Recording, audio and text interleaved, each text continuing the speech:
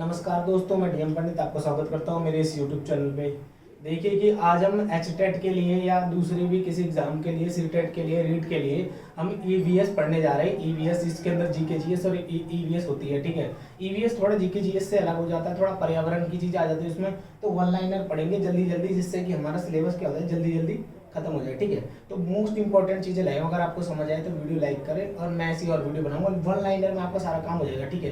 तो देखिए, तो ध्वनि प्रदूषण किस मापक के ध्वनि प्रदूषण का मापन किसके द्वारा किया जाता है? तो डेसिबल द्वारा। ध्वनि प्रदूषण को डेसिबल द्वारा मापा जाता है। निम्न में से किस स्थलीय कीर्ति का निर्माण हिमानी द्वारा हुआ है? हिमानी क्या होती है? हिमानी होती है जैसे कि नदियां होती है ना, बर्फ की पहाड़ होते हैं, पहाड़ के बीच में से ना यू आकार बन जाता है। जैसे ये पहाड़ है, ऐसे ऐसे करके, ठीक है। जैसे मान लीजिए ये पहाड़ है, ठीक। एक तो मार्कर नहीं चल रहा, सॉरी मार्कर नहीं चला, लेकिन जैसे पहाड़ होते हैं ना ऐसे ऐसे, तो उसमें ना जगह बन जाती है यू आकार की। तो किसके द्वारा होता है? तो याद रखना हिमानी द्वारा यू आकार का होता है, ठीक है। तो बस ये याद रखना है, यू आकार किसमें होता है? तो हिमानी द्वारा। मध्य प्रदेश का कौन सा शहर झीलों का शहर कहलाता है? तो भोपाल, ठीक है। याद रखना मध्य प्रदेश का भोपाल झीलों का शहर कहलाता है। अंतर्राष्ट्रीय ओजोन दिवस कब मनाया जाता है? अंतर्राष्ट्रीय ओजोन दिवस 16 दिसंबर को मनाया जाता है। जल दिवस भी याद होना चाहिए आपको, ठीक है। एड्स दिवस भी याद होना चाहिए, ठीक है। पारिस्थितिकी तंत्र के तत्वों के चक्र को क्या कहते हैं? तो जैव भू रासायनिक चक्र कहते हैं। जैव भू रासायनिक चक्र मतलब क्या? पारिस्थितिकी तंत्र का चक्र। पारिस्थितिकी तंत्र क्या है? जिसके अंदर हम लोग हैं, हम लोग जिसके अंदर रह रहे हैं, ठीक है, वो, ठीक है। संकटग्रस्त जंतु दैत्याकार पांडा पाया जाता है, तो चीन में पाया जाता है, ठीक है। संकटग्रस्त कौन से जंतु होते हैं? संकटग्रस्त वो जंतु होते हैं, ठीक है, जिनका क्या होता है कि जिनका ना जो खत्म हो रहे हैं, मरने वाले, जिनको जो कम संख्या में बचे वो होते हैं, ठीक है। आशा करता हूँ आपको समझ आ रहा होगा। तो वो चाइना में मिलता था, ठीक है। अब तो ना के बराबर मिल रहा है, ठीक है। निम्नलिखित में से किस गैस के कारण भोपाल त्रासदी हुई है? तो मिथाइल आइसोसाइनाइड। याद रखना है, ये जो भोपाल गैस त्रासदी का 1983 में जो हुई थी, ये मोस्ट इंपॉर्टेंट है। ये मतलब लगभग हर एग्जाम में मिल ही जाता है आपको, ठीक है। तो याद रखना 1983 में हुई थी, और किसके कारण हुई थी? मिथाइल आइसोसाइनाइड, ठीक है। मिथाइल आइसोसाइनाइड के कारण हुई थी, ठीक है। साइनाइड का मतलब जहर होता है, तो ये गैस थी जहर वाली। किस देश में क्रिसमस का त्योहार गर्मियों में मनाया जाता है? तो ऑस्ट्रेलिया में। क्यों मनाया जाता है? क्योंकि आपने ऐसे देखा हुआ गोला है, ठीक है, धरती के नीचे इधर साइड में ऑस्ट्रेलिया होता है। तो जब वहाँ पूरी दुनिया में सर्दी चल रही है क्रिसमस में, और यहाँ पे क्या होती है? गर्मी होती है, इसलिए ऑस्ट्रेलिया में गर्मी में मनाया जाता है। गिर वन्यजीव अभ्यारण्य निम्नलिखित में से किसका संरक्षण करता है? पहली बात, गिर वन्यजीव अभ्यारण्य है का? गिर कहाँ पे है? आपसे पूछेंगे वन्यजीव अभ्यारण्य आते हैं तो आपसे पूछेंगे गिर कहाँ है, तो गिर कहाँ है? गुजरात में। याद कैसे करोगे? गुजरात में जाके गिर गया। मेरे साथ बोलिए, गुजरात में जाके गिर गया, गुजरात में जाके गिर गया। तो गिर वन्यजीव अभ्यारण्य का है गुजरात में, और इसमें क्या है? शेर, बब्बर शेर, एशियाई शेर, ठीक है। ग्रीन मफलर संबंधित है। ग्रीन मफलर किसे कहते हैं? तो ध्वनि प्रदूषण से। जहां पे भी आपको दिख जाए ग्रीन मफलर क्या है, तो ध्वनि प्रदूषण, ठीक है। टाइटन किस ग्रह का प्राकृतिक उपग्रह है? तो टाइटन किस ग्रह का प्राकृतिक उपग्रह है? तो शनि का, ठीक है। निम्नलिखित में से किसे बायोडीजल की फसल है? तो जेट्रोफा। जेट्रोफा बहुत ज्यादा इंपॉर्टेंट, ठीक है। ये ऐसी फसल है जिससे बायोडीजल बनाया जाता है, ठीक है। तो ये फसल जेट्रोफा ऐसी है जिससे बायोडीजल बनाया जाता है, तो याद रखिए जेट्रोफा। जेट्रोफा से क्या बनाया जाता है? बायोडीजल। पर्यावरण संरक्षण अधिनियम किस वर्ष पारित हुआ? तो 1986, क्योंकि 1972 में पृथ्वी सम्मेलन हुआ था रियो डी जेनेरियो में। 1987 में मॉन्ट्रियल संधि हुई थी, ठीक है। तो ये सारी चीजें याद रखिएगा, बहुत जरूरी है। ये आपको पता लग रहा है, ये प्रीवियस ईयर पेपर में आए हुए हैं, वहां से निकाला हुआ है ये वन लाइनर का। इसके 4 ऑप्शन थे, वो हटा के वन लाइनर बनाया गया। आशा करता हूँ आपको अच्छी लग रही होगी वीडियो, ठीक है। निम्नलिखित में से किसमें कम टाइम में सबसे ज्यादा चीजें रिवाइज करवा रहा हूँ? निम्नलिखित में से किसमें जैव विविधता पाई जाती है? सबसे ज्यादा जैव विविधता कहाँ पाई जाती है? उष्णकटिबंधीय सदाबहार वर्षावन में, जैसे कि अमेज़न, ठीक है, अमेज़न का जंगल। कैसे कि जो धरती है ना गोल, धरती के बीच में इक्वेटर की लाइन है। इक्वेटर लाइन में क्या है कि इक्वेटर की लाइन पे ना बकायदा धूप पड़ती है, और वहां पे बारिश भी अच्छी होती है। तो इसकी वजह से क्या होता है? इसकी वजह से वहां पे ना अच्छी मतलब प्रजातियां और जीव जंतु पाए जाते हैं, तो इसी को उष्णकटिबंधीय सदाबहार वर्षावन कहते हैं। निम्न में से किस मृदा का निर्माण लावादार होता है? ये जरूरी है। तो लावादार जो मृदा का निर्माण होता है काली मिट्टी का, और काली मिट्टी में कपास बहुत अच्छा होता है। और काली मिट्टी कहाँ मिलती है? दक्कन के पठार की तरफ मिलती है। भारत का ऐसा नक्शा है ना, एक तो मेरे इंक खत्म हो रखी, गरीबी है, ठीक है। जैसे भारत का नक्शा है ना, तो ये वाला एरिया दक्कन का पठार का रहता है, तो यहाँ काली मिट्टी मिलती है, इस एरिया में काली मिट्टी मिलती है, ठीक है। ऐसा करता हूँ आपको समझ आ रहा होगा, ठीक है। थोड़ी गरीबी है, अगर वीडियो शेयर करोगे तो थोड़ा मेरे व्यूज आएंगे, और थोड़ा मोटिवेशन आएगा तो और चीजें भी होगी। अभी तो एक कर्जा लेने के बननी है वीडियो, ठीक। तो गंगा एक्शन प्लान लाने के सुधार क्या था? जल की गुणवत्ता बढ़ाना, ठीक है। गंगा एक्शन प्लान, देखिए एक क्वेश्चन तो गंगा से पूछ ही देता है, सूसू नाम की डॉल्फिन कहाँ पे है? तो गंगा में, ठीक है। और गंगा कौन सी नदी है जिसका पानी है ना अलग से अगर कैन में भर के भी रखोगे ना वो सड़ता नहीं, खराब नहीं होता, तो वो क्या गंगा, ठीक है। तो प्लेग, प्लेग किस चीज से होता है? तो प्लेग होता है जीवाणु से, ठीक है। प्लेग होता है जीवाणु से, बैक्टीरिया से, और दूसरी बीमारी वायरस से। निम्नलिखित में कौन से पौधे दूर दूर प्रसारित होंगे? कायिक जनन द्वारा। देखिए जनन के कई सारे प्रकार होते हैं, वैसे आपने पढ़ा नहीं है तो ये आपको समझ नहीं आएगा, लेकिन मैं बता दूं जनन के काफी सारे प्रकार होते हैं, उसमें कायिक जनन होता है। कायिक जनन मतलब दूर दूर, एक पौधा इधर है और एक पौधा बगल में है कहीं दूर जाके, तो इसका उस पौधे से, इसका पुंकेसर का उसके स्त्री केसर से जब जनन होता है तो ये कायिक जनन होता है, दूर दूर होता है, ठीक है। एक जीव लाभ लेता है बगैर दूसरे सहवासी जीव को प्रभावित किए तो कहलाता है सहभोजी। सहभोजी क्या होता है? जब है ना कोई जीव रह रहा है किसी के ऊपर है ना अपना लाभ ले रहा है लेकिन उसका नुकसान नहीं कर रहा है। जैसे भैंस के ऊपर कोई कौवा बैठ जाता है तो भैंस को मारने के लिए नहीं बैठता, भैंस से कीचड़ में से जो कीड़े निकलते हैं भैंस की त्वचा पे होता है तो उसे खाता है, ठीक है। तो उससे मजे भी ले रहा है, मतलब फायदा भी ले रहा है, लेकिन भैंस को नुकसान नहीं पहुंचा रहा, तो सहभोजी हो जाते हैं। जब मोर सांप को खाता है और सांप कीड़ों को खाता है और कीड़े हरे पौधे को खाते हैं तो ये है सब, तो मोर का पोषण स्थल क्या होगा? जब मोर सांप को खाता है, सांप कीड़ों को खाते हैं और कीड़े हरे पौधों को खाते हैं, तो मोर का पोषण स्तर क्या होगा? खाद्य पिरामिड शीर्ष पे सबसे ऊपर। सबसे ऊपर कैसे हो? खाद्य पिरामिड क्या बोलते हैं इसको, कौन से पोषण स्तर पे होगा? तो क्या होता है? पिरामिड, पिरामिड बना होता है खाद्य श्रृंखला का। सबसे नीचे वो होते हैं जो पेड़ पौधे, उससे ऊपर उपभोक्ता, सबसे नीचे उत्पादक, फिर उपभोक्ता, फिर उससे उसको जो खाता है, फिर उसको जो खाता है, उसको जो खाता है। जो सबसे बड़ा होता है ना, जो सबको खा लेता है, वो सबसे ऊपर आता है। तो इनमें सबको खाने वाला कौन सा है? मोर, जो सबको खाता है, सांप को भी खा सकता है और कीड़े को भी खा सकता है, इसलिए सबसे ऊपर है। याद रखना खास श्रृंखला में सबसे ऊपर वो होता है जो सबको खा सकता है, ये ट्रिक है, ठीक है। राज्यसभा में होने वाली सभाओं की अध्यक्षता कौन करता है? तो उपराष्ट्रपति। याद रखना राज्यसभा में होने वाली सभाओं की अध्यक्षता उपराष्ट्रपति करता है। और उपराष्ट्रपति कैसे करता है? ठीक है, क्योंकि उपराष्ट्रपति ही राज्यसभा का सभापति होता है। क्योंकि देखो राष्ट्रपति है, राष्ट्रपति के पास काम है, ठीक है। उपराष्ट्रपति के पास वैसे भी काम होता है, लेकिन उसको फ्री समझ के राज्यसभा का पदेन सभापति बना दिया जाता है, तो ये समझिएगा, ठीक है। निम्न में से किस मिट्टी का विस्तार भारत के सर्वाधिक भाग पे पाया जाता है और सबसे उपजाऊ भी होते हैं? इसी के अंदर गेहूं वगैरह सब उग रहा है, तो इसको बोलते हैं जलोढ़ मिट्टी। निम्न में से किस मिट्टी का विस्तार भारत के सर्वाधिक क्षेत्र पे होता है? तो जलोढ़ मिट्टी, ठीक है, सबसे ज्यादा पाई जाती है, इसी में गेहूं वगैरह उग रहा है। उत्तर भारत, यूपी, बिहार सब में यही फैली हुई है, ठीक है। जो शाकाहारी जंतु भोजन के लिए हरे पेड़ पौधों पर निर्भर रहते हैं, जो शाकाहारी जंतु भोजन के लिए हरे पेड़ पौधों पर निर्भर रहते हैं, तो उनको बोलते हैं क्या? प्राथमिक चरण के उपभोक्ता। उनको बोलते हैं प्राथमिक चरण के उपभोक्ता। दरवाजा चिपका के रखिए, ठीक है। उनको बोलते हैं प्राथमिक चरण के उपभोक्ता, ठीक है, ठीक। तो आगे चलते हैं। मानव विकास के क्रम में दो पैरों पे चलने का सबसे बड़ा लाभ क्या है?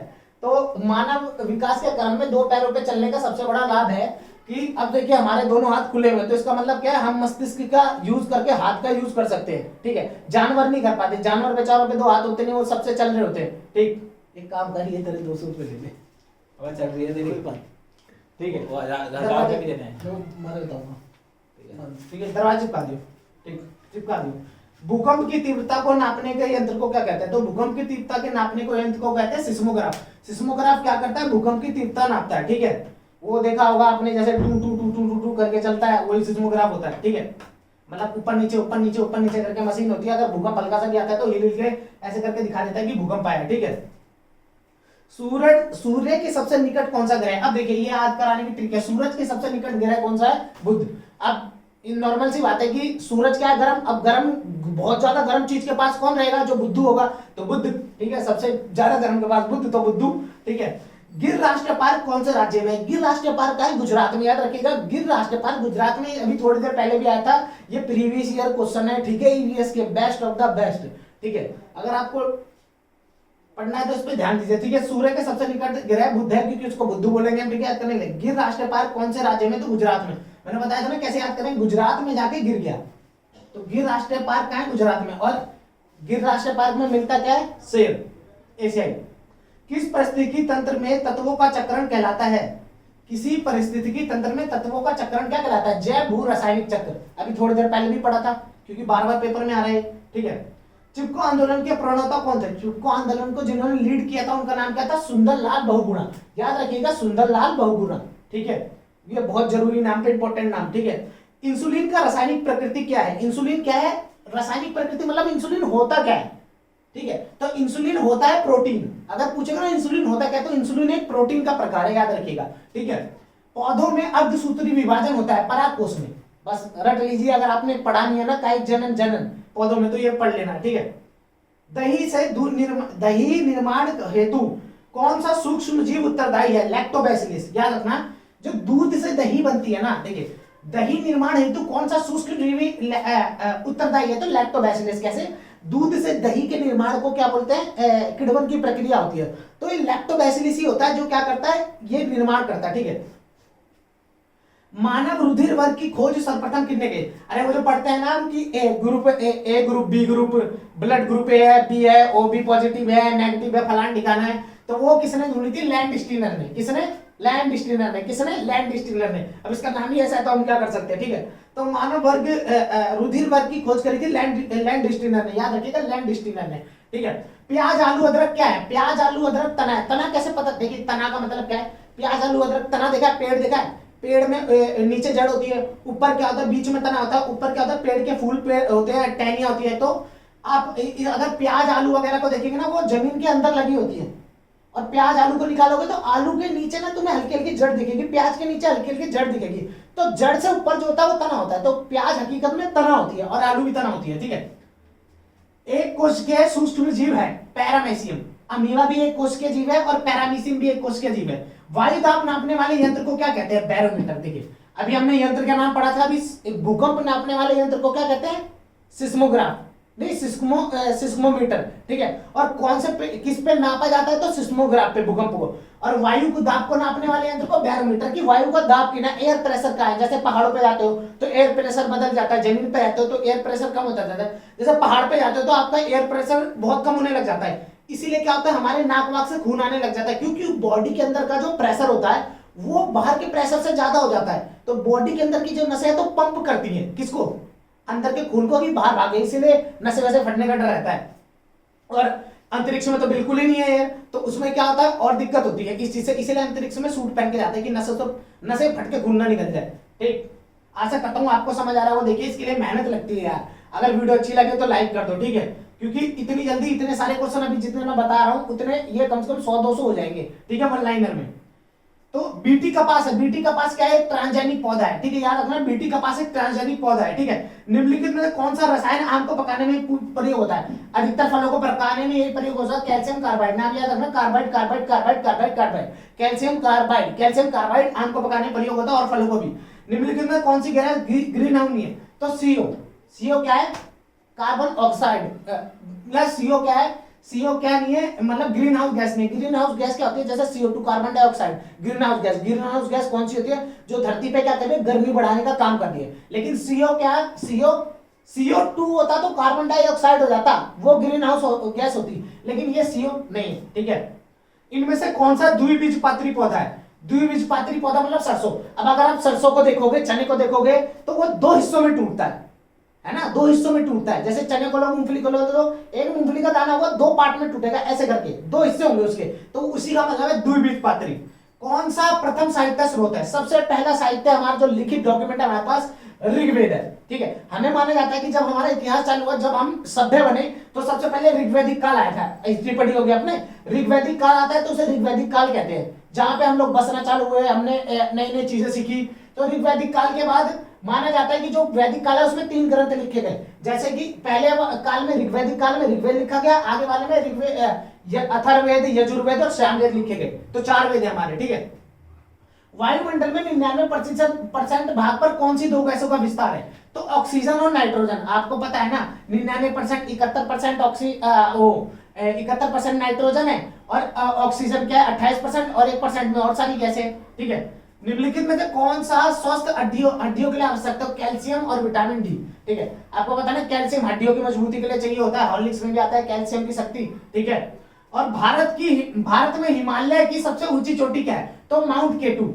इसको बोलता है गॉडविन ऑस्टिन। क्या बोलता है? Godwin Austin. Mount K two, Godwin Austin, ठीक है। और हिमालय की सबसे ऊंची चोटी कौन सी है? माउंट एवरेस्ट, ठीक है। 8,850 हो गई अब, ठीक है, पहले 48 थी। वायुमंडल की सबसे निचली परत का क्या नाम है? तो क्षोमंडल। अलग अलग परतें हैं धरती के ऊपर वायुमंडल में, क्षोमंडल आता है, समताप मंडल आता है, मध्यमंडल आता है, बहिर्मंडल आता है, मतलब ऐसे ऐसे कई सारे पार्ट है, ठीक है। विटामिन सी की कमी से कौन सा रोग होता है? स्कर्वी। याद रखिएगा, विटामिन सी की कमी से स्कर्वी रोग होता है। भारत की प्रथम महिला आईपीएस अफसर, ये कौन भूल जाएगा? किरण बेदी। इनका नाम तो सब बचपन से ही देख रहे हैं, टीवी में सबको आएगा, इसी को देख के बनना है, ठीक है। सिख धर्म का संस्थापक कौन से है? तो गुरु नानक देव जी। सिख धर्म के संस्थापक है गुरु नानक देव जी। अगर आपको वीडियो अच्छी लग रही है तो प्लीज मेरे भाइयों लाइक कर देना यार, कमेंट ही कर देना, बड़ी मेहनत से बनती है ये वीडियो, ठीक है, प्लीज यार, ऐसी बहुत दिक्कत है। भूकंप को नापने वाले यंत्र को क्या कहते हैं? सिस्मोग्राफ। ये वन लाइनर इसीलिए ला रहा हूं कि जल्दी से रिवीजन हो जाए, ठीक है। दक्षिण गोलार्ध की सबसे लंबा दिन कौन सा होता है? तो 22 दिसंबर। दक्षिण गोलार्ध का सबसे लंबा दिन कौन सा है? 22 दिसंबर, ठीक है। दक्षिण गोलार्ध का सबसे लंबा दिन 22 दिसंबर है, ठीक है, क्योंकि दक्षिण गोलार्ध में 22 दिसंबर का दिन सबसे लंबा होता है, ठीक है। 22 दिसंबर में हमारे यहाँ सर्दी आती है, वहां पे गर्मी आ जाती है। सत्यार्थ प्रकाश किसने लिखी? तो स्वामी दयानंद सरस्वती। मैं आपको दिखा देता हूं ये बुक ये देखो, सत्यार्थ प्रकाश के लेखक कौन है? तो स्वामी दयानंद सरस्वती। ये बुक दिख रही है, यही है, स्वामी दयानंद सरस्वती, दिख रहे हैं आपको? ये सत्यार्थ प्रकाश लिखा हुआ है बुक के ऊपर, देख लो, ठीक है। तो सब कुछ होना चाहिए आपके पास, मतलब तैयारी ऐसी होती है। बिहू कौन से राज्य का है? तो असम। असम लिखा है लेकिन वही असम राज्य है। असम की बहू भाग गई, असम की बहू भाग गई, ऐसे याद करो तो असम का बिहू। बिहू कहां का है? तो असम का। खाद्य श्रृंखला के परस्पर समूह को कहा जाता है? तो खाद्य श्रृंखला के परस्पर समूह को कहा जाता है खाद्य जाल। खाद्य जाल मैंने आपको बताया था कि हिरण इसको खा रहा है, वो उसको खा रहा है, छिपकली उसको खा रही है, छिपकली को मेंढक खा रहा है, मेंढक को किसी और ने खा लिया, कुत्ते ने, कुत्ते को शेर ने खा लिया, शेर को गिद्ध खा रहा है, गिद्ध तो इंडिजिट प्रजाति होगी, मतलब लुप्तप्राय हो गया, बचा ही नहीं, ठीक है। अब किसी नदी के प्रदूषक की माप की जाती है। किसी भी नदी में जानना है ना कि प्रदूषण उसमें कितना है, तो वो पता लगता है बीओडी से। बीओडी का मतलब होता है इसका मैं थोड़ा नाम बोल रहा हूं, सॉरी, ठीक है। बीओडी से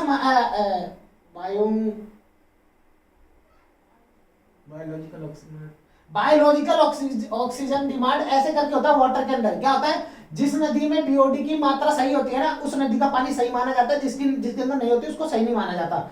बायोलॉजिकल ऑक्सीजन डिमांड होगा इसका, बीओडी का बायोलॉजिकल ऑक्सीजन डिमांड। अब देखिए, ये तो हमने पहले ही कर लिया था शायद।